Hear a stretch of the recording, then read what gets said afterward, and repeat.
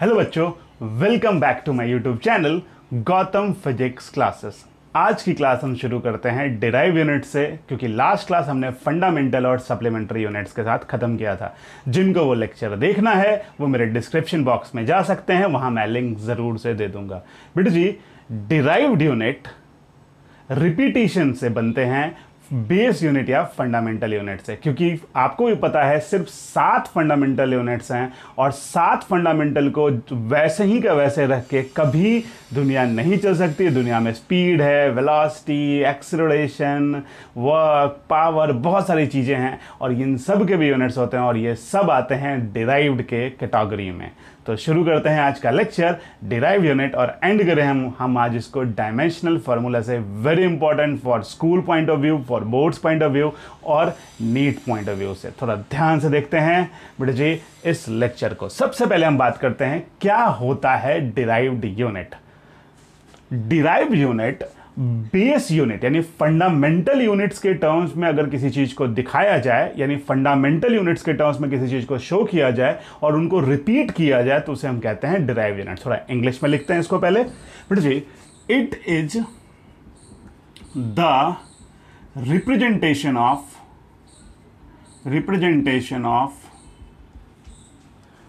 Fundamental unit by combining or repeating them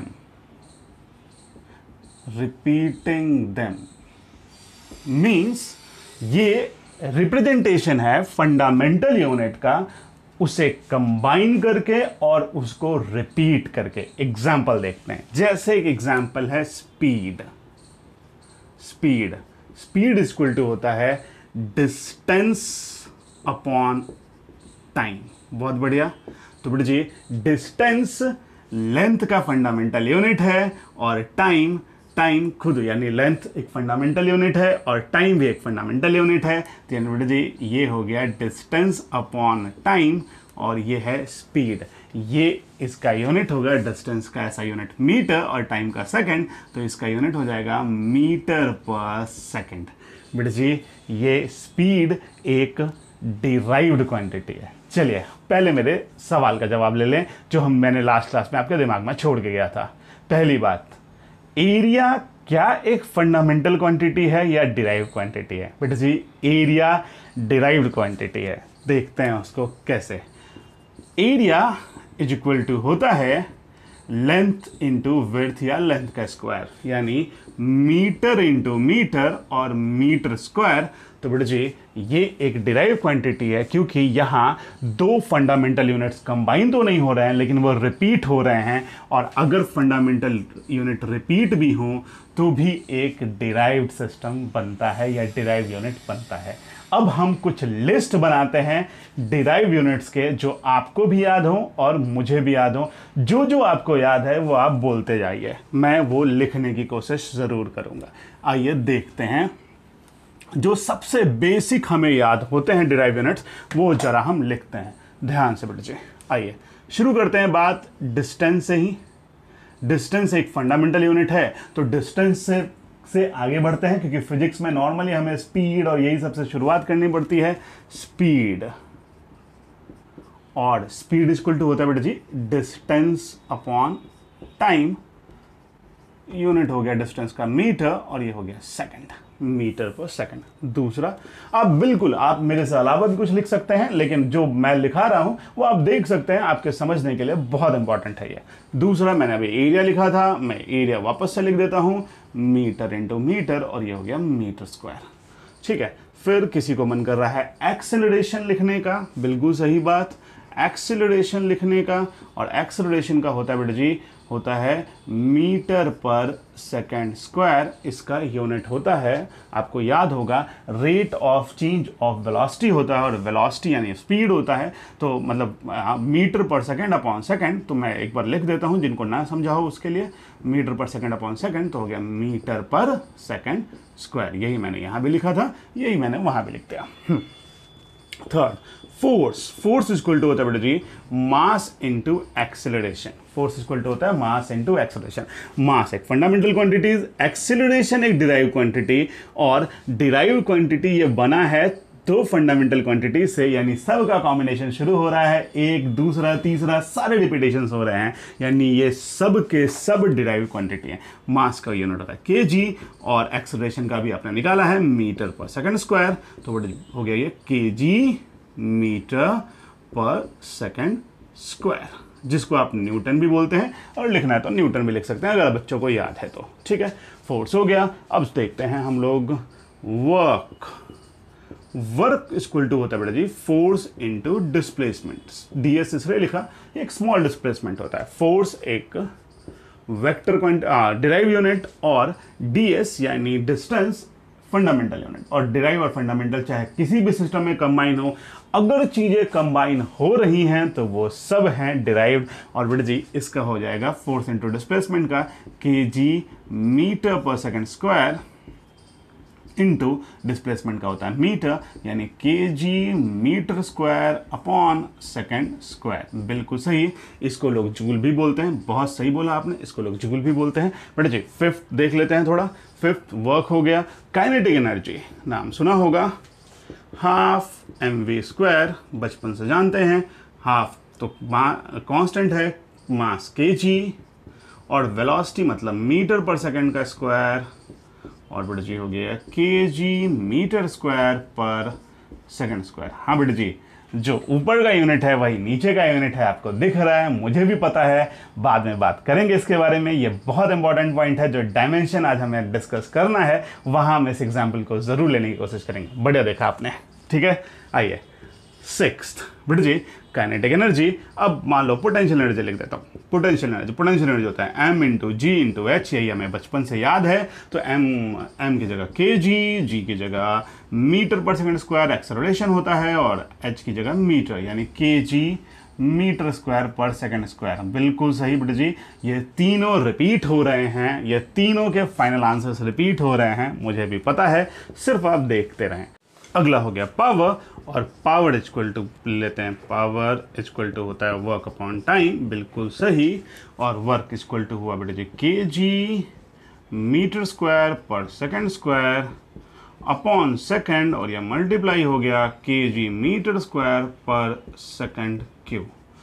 ऐसे ही आप बहुत सारे बना सकते हैं। मेरे को पावर याद आया, एरिया, वेलोसिटी, आपको कुछ भी याद हो तो आप बना सकते हैं, आपको यूनिट्स पता होना चाहिए। बेटा जी एक बात और मैं कहना चाहता हूँ, चाहे वो एनसीईआरटी की किताब हो, चाहे वो डीसी पांडे की किताब हो, या एससी वर्मा हो, हर किताब में डिराइव यूनिट का ऑलमोस्ट 30 to 32 लिखा रहता है। 30 या 32 यानी 30 से 35 तक डिराइव यूनिट्स आपके किताब में लिखे होते हैं। कुछ लोग बोलते हैं उसे आप याद कर लीजिए, और याद करने से आपका काम हो जाएगा। और एक सवाल इसमें से ज़रूर से आता है आपके जेई में, आपके नीट में, तो वहाँ बन जाएगा। लेकिन मैं इसको सपोर्ट नहीं करता हूँ। मुझे ऐसा लगता है कि याद करने में नुकसान है। हम अगर उसे टाइम पे, जब हम ये सब चीज़ें पढ़ेंगे और हम उस टाइम पे उसे देखेंगे, तो हम बहुत ज़्यादा कंफर्टेबल रहेंगे। और हम वहीं पे, जैसे ही मैं आपको बताऊं बेटा जी पढ़ना कैसे चाहिए इन डिराइव यूनिट को याद करने के लिए, जब आपको टीचर ने मान लो बताया परमेबिलिटी, या परमेबिलिटी बता दिया आपको, और परमेबिलिटी अभी नीट 2018 में सवाल था कि एब्सोल्यूट परमेबिलिटी का फंडामेंटल यूनिट मतलब यूनिट क्या होगा, डायमेंशनल फार्मूला क्या होगा। बेटा जी जिस दिन आप +2 में परमेबिलिटी पढ़ेंगे, जब वहां टीचर आपको बताएगा कि हाँ भैया इसका डायमेंशनल, इसका यूनिट होगा कूलम स्क्वायर अपॉन न्यूटन पर मीटर स्क्वायर, आप वहीं पे उसको चेंज कर लेंगे, और वो चेंज आपके लिए काम आएगा। ठीक है, वो चेंज वहीं पे आप हर बार जैसे ही मिले टॉपिक उसे आप डायमेंशन में कवर कर लेंगे, तो फिर आपके लिए बहुत आसान होगा। लोग सोचते हैं याद करके बच जाएंगे, लेकिन बेटा जी याद करने में बहुत प्रॉब्लम होती है, एंड में वही आपको याद कंफ्यूज करने लग जाता है। इसलिए मेरे हिसाब से नो रिकमेंडेशन है कि आप याद कीजिए, आप टाइम पे सोचिए और डायमेंशन फार्मूला लिखिए। आइए देखते हैं पहले एक नंबर। एक और मुझे याद आया बहुत ज़रूरी सा, एक यूनिट है चार्ज। चार्ज इसको लोग बोलते हैं कूलम। ये मेरा क्वेश्चन भी था करंट के लिए, ऐसा इसके लिए है कूलम, और कूलम मतलब चार्ज होता है कूलम। ठीक है, इसका ऐसा यूनिट है कूलम। बेटा जी इसका डायमेंशनल फॉर्मूला निकालते हैं। पहले मैं यहां इसका डायमेंशनल फॉर्मूला निकालता हूं। देखो बेटे जी, चार्ज का डायमेंशनल फॉर्मूला हम मेरे पास नहीं है। चार्ज लगता एक फंडामेंटल क्वांटिटी जैसा है, लेकिन है नहीं फंडामेंटल यूनिट ही है। देखिए बेटे जी, चार्ज के लिए हम सोचते हैं current is equal to Q by T, और वेयर क्यू इज चार्ज, यानी चार्ज अपॉन टाइम। ध्यान से समझेंगे तो Q is equal to I into T, यानी Q की जगह पे I एक फंडामेंटल क्वांटिटी है, करंट इसका नाम है एम्पियर, और इनटू टाइम। यानी जब मुझे चार्ज लिखना रहे तो मैं लिख सकता हूं इसको एम्पियर, जो एक फंडामेंटल क्वांटिटी है, इनटू टी, यानी एम्पियर इनटू टाइम। ये चार्ज के लिए ध्यान देंगे। इसको मैं स्टार कर देता हूं, ये थोड़ा इंपॉर्टेंट है, इसको मैं स्टार कर देता हूं। 12th में बहुत ज़्यादा इसकी ज़रूरत पड़ती है। एम्पियर, यहाँ से आपने देखा Q is equal to I into T, ampere into time. ये हो गया आपके सारे डिराइव यूनिट जो मुझे थोड़े बहुत याद थे, और आपको भी अगर कुछ और याद है तो आप इसके नीचे एक लिस्ट बना सकते हैं। अब जो मैं करने जा रहा हूं उसे आप ज़रूर ध्यान से देखें, बिल्कुल ध्यान से। फिर जी, speed is equal to metre per second, ठीक है, मीटर पर सेकेंड, बिल्कुल सही। अब एक बात बता, यहां कौन कौन सा फंडामेंटल क्वांटिटी इन्वॉल्व है? मीटर लेंथ और सेकेंड टाइम, यानी जो फंडामेंटल क्वांटिटी यहां इन्वॉल्व है वो है दो, एक है लेंथ और एक है टाइम। बिल्कुल सही बात। तो बंदा ऐसा लिख सकता है कि लेंथ भी इन्वॉल्व है और टाइम भी इन्वॉल्व है। बिल्कुल सही। देखते जाएंगे, लेंथ कितनी बार इन्वॉल्व है, कितनी बार लेंथ है? एक बार, बढ़िया। और टाइम कितनी बार इन्वॉल्व है? नीचे है तो -1 बार। बेटे जी, ऐसा ही आप हर के लिए बना सकते हैं। आओ देखते हैं यहाँ पे, यहाँ कौन कौन इन्वॉल्व है। लेंथ इन्वॉल्व है, एक फंडामेंटल क्वांटिटी, और वो कितनी बार इन्वॉल्व है? 2 बार इन्वॉल्व है। तो L पे 2, ना मास इन्वॉल्व है, ना टाइम इन्वॉल्व है, ना करंट इन्वॉल्व है, कुछ भी नहीं इन्वॉल्व है इसके अलावा। ठीक है, यहाँ देखते हैं acceleration, metre per second square. मास कितनी बार इन्वॉल्व है? एक बार भी नहीं। यानी अगर मैं लिखना चाहूँ तो मास में 0 लिख सकता हूँ, बिल्कुल सही बात है। लेंथ कितनी बार इन्वॉल्व है? एक बार इन्वॉल्व है। टाइम कितनी बार इन्वॉल्व है? 2 बार इन्वॉल्व है, लेकिन 2 बार किधर है? कितनी बार टाइम रिपीट हुआ है? 2 बार हुआ, और किधर है वो? नीचे है। तो बेटे जी, इसका मतलब नीचे है तो ये -2। करंट है क्या इसमें? नहीं है, यानी एम्पियर के साथ अगर लिखना होता तो भी 0। टेम्परेचर केल्विन भी 0। ठीक है, आपको बाकी सारे 1 2 3 4 5 आप आगे भी लिख सकते हैं, चाहे कैंडेला भी 0, चाहे तो आप आगे भी लिख सकते हैं, आपको लिखना हो मोल भी 0, सब 0 लिख सकते हैं। लेकिन मिनिमम 3 की तो प्रैक्टिस जरूर कर लीजिए, यानी जब भी लिखिए तो 3 तो जरूर लिखिए, मास, लेंथ और टाइम। इसके अलावा जो आए, एम्पियर आए, केल्विन आए, कैंडेला आए, मोल आए, ठीक है, जो भी टर्म आए, टेम्परेचर, मतलब मोल, कैंडेला, कुछ भी टर्म आए तो जरूर इनको आप नहीं भी लिख सकते हैं, चलेगा। लेकिन जब वो सिस्टम में रहेंगे तो जरूर से लिखेंगे, ये याद रखिएगा। आइए देखते हैं अगला, KG metre per second square force. तो बेटे जी, मास कितनी बार इन्वॉल्व है?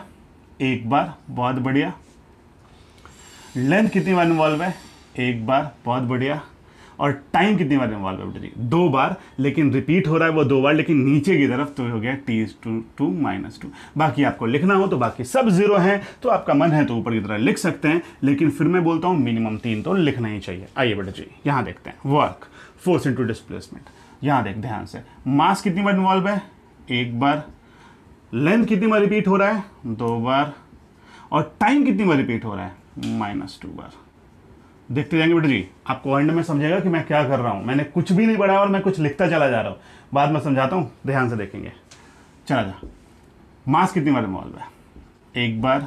लेंथ कितनी बार इन्वॉल्व है? 2 बार। और टाइम कितनी बार इन्वॉल्व है? -2 बार। बहुत बढ़िया।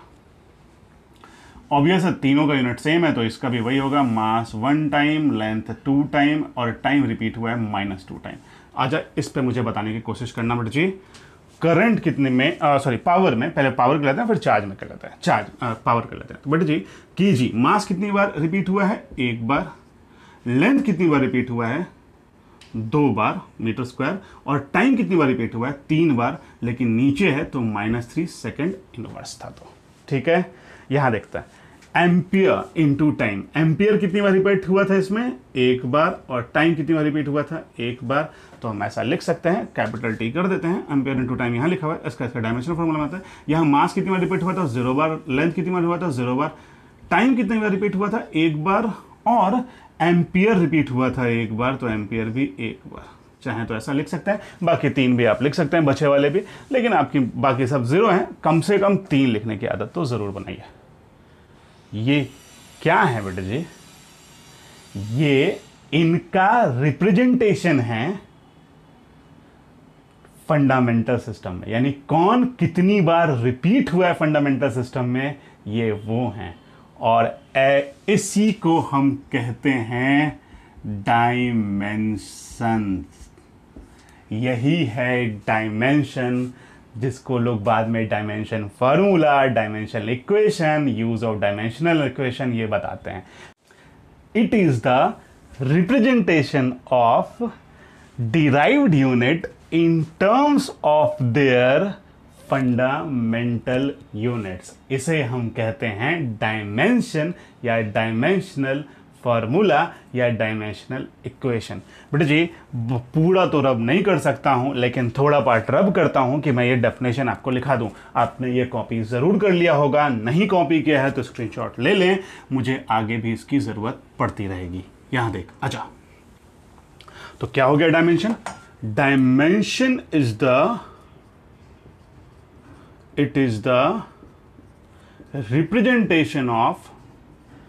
रिप्रेजेंटेशन ऑफ ठीक है derived quantity in terms of there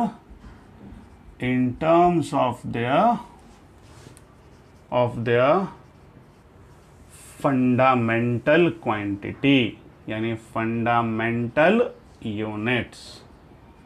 ठीक है, यानी it is the representation of derive quantity या derive unit in terms of their fundamental units. अच्छा, इसी को कुछ लोग डायमेंशन, इसको कुछ लोग डायमेंशन फार्मूला किताब में लिखते हैं। अलग अलग लोग अलग अलग बात बोल लेते हैं, कोई डायमेंशन बोल देता है, कोई डायमेंशन फार्मूला बोल देता है। और अगर यहाँ ध्यान देते हैं, ये एक 4th नंबर एग्जाम्पल से है हमारे पास, तो हम इसी को जरा देख लेते हैं।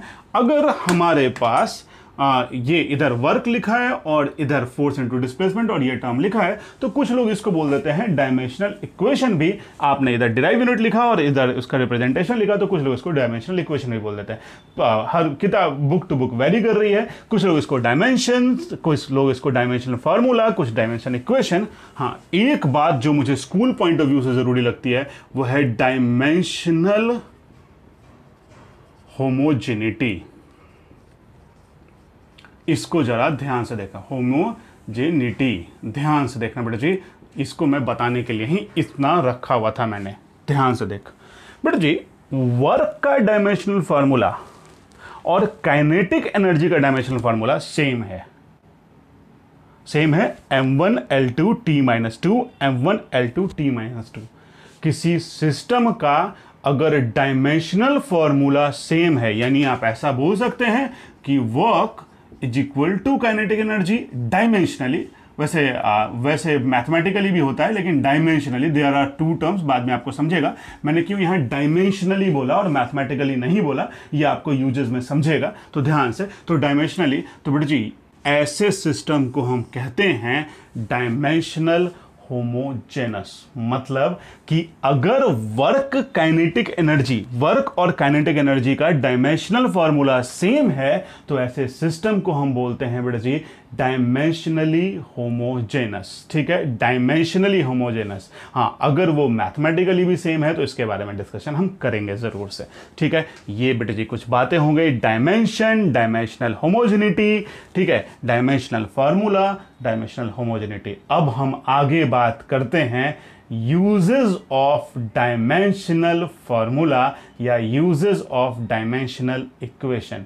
वेरी वेरी इंपॉर्टेंट यूजेस हैं स्कूल पॉइंट ऑफ व्यू से। और यूज नंबर 3 जो इसका 3rd यूज है, शायद आज की क्लास में नहीं करूंगा, नेक्स्ट क्लास में अलग से करूंगा। अगर जेई में सवाल आएगा और आया है तो थर्ड यूज सबसे ज़्यादा यूज हुआ है, तो थर्ड यूज को हम अलग से सेपरेटली समझेंगे। आज हम पहले दो यूज देखने की कोशिश करते हैं। चलिए देखते हैं। आइए बेटे जी, यूजेस ऑफ डायमेंशनल एनालिसिस।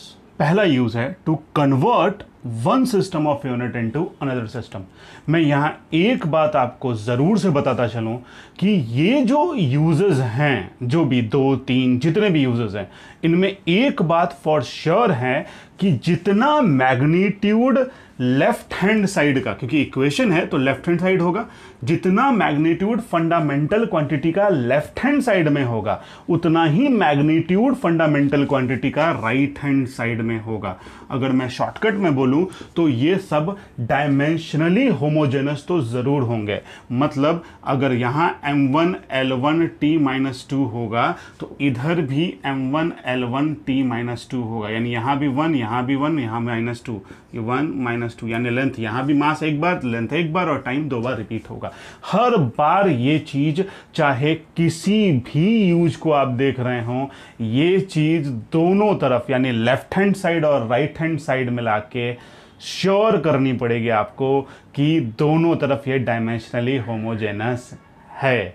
चलिए देखते हैं इस यूज को, देखते हैं इस यूज में एक एग्जाम्पल से समझने की कोशिश करते हैं। पहले इसका मतलब अगर LHS और RHS के बराबर है तो LHS भी एक फंडामेंटल फिजिकल यूनिट क्वांटिटी है, और फिजिकल क्वांटिटी को हम कैसे डिनोट करते हैं, N1 × U1 से, और RHS भी एक फंडामेंटल या फिजिकल क्वांटिटी है, तो फिजिकल क्वांटिटी को हम कैसे डिनोट करते हैं, N2 × U2 से। मान लो हमने किसी एक को N1 U1 बोला और दूसरे को N2 U2 बोला, तो बेटा जी अगर मुझे मान लो N2 निकालना है, RHS वाला निकालना है, तो N2 इज इक्वल टू बताना बेटा जी N1 × U1/U2। ये तो हो गया इसका फॉर्मूला, जिसमें एक शर्त आपको अभी बताई थी कि U1 और U2 का डायमेंशनल मैग्नीट्यूड यानी लेंथ, जितनी बार RHS में उतनी बार LHS में डायमेंशनल मैग्नीट्यूड सेम होना चाहिए। ठीक है, देखते हैं, इसको समझते हैं एग्जाम्पल से। बेटा जी लाइट क्वालिटी थोड़ी पुअर हुई होगी, यहाँ बहुत ज़्यादा मौसम ख़राब हुआ है तो रिकॉर्डिंग में थोड़ा सा मेरा शक्ल थोड़ा सा कम ब्राइट हो रहा होगा, लेकिन बोर्ड फिर भी आपको पूरी तरह क्लियर है। मैंने चेक किया था, वही वॉच करके देख लेते हैं इसको। एक एग्जाम्पल समझते हैं बेटा जी। कन्वर्ट 5 न्यूटन इंटू, हाँ बताइए, ऐसा यूनिट है फोर्स का न्यूटन और इसका सीजीएस यूनिट है, आपको पता है, डाइन। सही बात है, कन्वर्ट 5 न्यूटन इंटू डाइन। ठीक है, यानी आपको पता है कि 5 न्यूटन फोर्स का ऐसा यूनिट है, यानी न्यूटन फोर्स का ऐसा यूनिट है, और डाइन फोर्स का सीजीएस यूनिट है। यही क्वेश्चन है कि कन्वर्ट 5 न्यूटन इंटू डाइन, यानी पूछ रहा है कि 5 newton is equal to how much dyne. अगर मैं ऐसा लिखूं तो 5 newton is equal to how much dyne, और यहां पे मैंने N2 लिखा हुआ है तो यहां N2 लिख देता हूं, ये N1 है। अभी आपको बताया था कि कुछ हो ना हो, इनका और इनका यानी न्यूटन और डाइन का magnitude of fundamental repetition same रहेगा, यानी जितना फंडामेंटल रिपीटेशन न्यूटन के लिए चाहिए, फंडामेंटल क्वांटिटी का रिपीटेशन न्यूटन के लिए चाहिए, उतना ही डाइन के लिए भी होगा। ये बात हम श्योर करके आए हैं। तो सबसे पहले हम फोर्स का फंडामेंटल फार्मूला निकाल लेते हैं। डायमेंशनल फार्मूला, फोर्स होता है मास इंटू एक्सेलरेशन, आपके पास होगा भी तो कोई दिक्कत ही नहीं है, मास kg metre per second square. मैं अपना काम कर लूँ और ये हो गया बेटा जी m1 l1 t-2, ये हो गया इसका डायमेंशनल फार्मूला। यानी एक बात हमें पता है कि 5 न्यूटन का डायमेंशनल फार्मूला जो भी होगा, इधर 1 होगा या और डाइन में कुछ भी हो, इसका 1 1 और -2 ही रिपीटेशन होगा, मास लेंथ और टाइम का।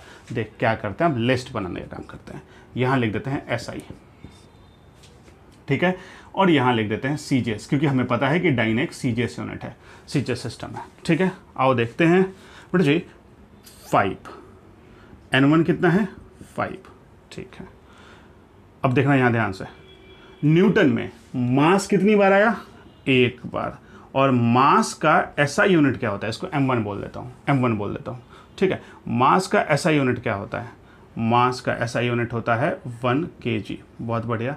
लेंथ भी आया है तो लेंथ लिख देता हूँ और L1 बोल देता हूँ, और लेंथ का एसआई यूनिट क्या होता है, मीटर, 1 मीटर, और टाइम का एसआई यूनिट क्या होता है, 1 सेकेंड, ठीक है। एक बात तो पक्के से है, जो इधर आया वो इधर भी आएगा, तो पहले तो मैं यहाँ N2 लिख देता हूँ, ये हमें निकालना है, ठीक है।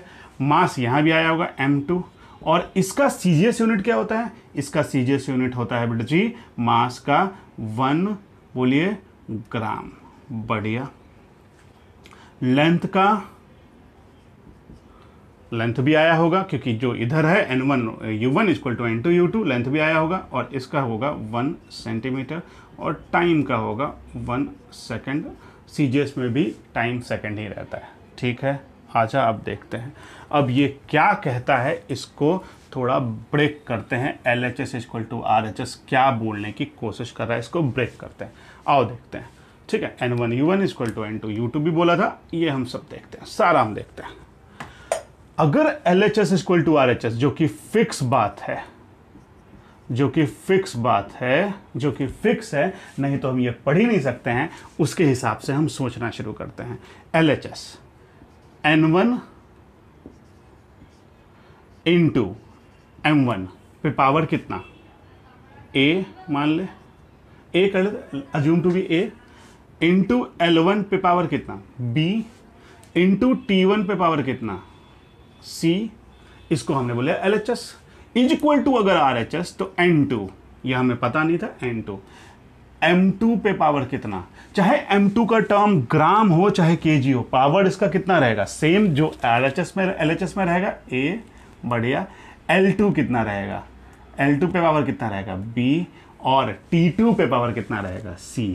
यही मतलब होता है मैग्नीट्यूड फिजिकल क्वांटिटी का सेम होने का, एकदम सही समझाया आपने। अब आ जाए, निकालना क्या है, N2 is equal to, divide कर दे, यहां देखा U1 अपॉन U2, यानी N1 इंटू U1 लिख ले, M1 upon M2 to the power A into L1, क्योंकि मल्टीप्लाई में है तो आप एक साथ भी लिख सकते हैं और अलग भी लिख सकते हैं, L1 अपॉन L2, अगर एडिशन में होता तो हमें एलसीएम लेना पड़ता, ये बात भी समझ सकते हैं आप, T1 upon T2 to the power C। ये हो गया आपका डायमेंशनल फार्मूला, इसका तैयार। अब कुछ नहीं करना है, सिर्फ वैल्यू डालना है और आंसर निकालना है। आजा देखते हैं, आजा देखते हैं। N2 पता नहीं, छोड़ दे। N1 कितना 5 इंटू M1 कितना 1 kg, और M2 कितना 1 ग्राम। तो बेटा जी या तो kg को ग्राम में कन्वर्ट कीजिए या ग्राम को kg में कन्वर्ट कीजिए। तो 1 kg को ग्राम में कन्वर्ट करना आसान है, 1000 अपॉन 1, और इसका आपने अभी निकाला था फोर्स का डायमेंशन फार्मूला, M1L1 T-2 होता है, तो इस पे पावर मास का कितना है 1 लिख देते हैं, ठीक है। आजा, L1 कितना 1 मीटर और 1 सेंटीमीटर, चेंज कर लीजिए इसको, 100 सेंटीमीटर में L1 को मान लो चेंज कर लिया, अपॉन 1, और इस पे पावर कितना 1 B। T1 कितना बेटा जी 1 अपॉन 1, दोनों में सेकंड है, और इस पे पावर कितना -2। कुछ नहीं, बन गया सवाल। N2 इक्वल टू, बस बेटा जी इतना ही था, 1000 इंटू 100 इंटू 1 पे पावर -2, कुछ भी पे पावर -2, 1 पे पावर -2, तो यानी ये हो जाएगा 1 ही रहेगा, कोई फर्क नहीं पड़ेगा 1। तो बेटा जी 5 इंटू 10⁵ टाइम, यानी 5 newton is equal to 5 into 10⁵ time, ठीक है। ये हो गया आपका कन्वर्जन। ध्यान से देख लें, मैं आपको एक क्वेश्चन देता हूं, ठीक है। आइए बेटा जी नेक्स्ट क्वेश्चन इस पे देखते हैं, जो आप होमवर्क में करेंगे। कन्वर्ट 1 जूल इनटू अर्ग। मैं अगली क्लास में सिर्फ इसका आंसर दूंगा। जिनको मैं अर्ग के बारे में नहीं पता वो बता दे, ERG अर्ग के बारे में नहीं पता।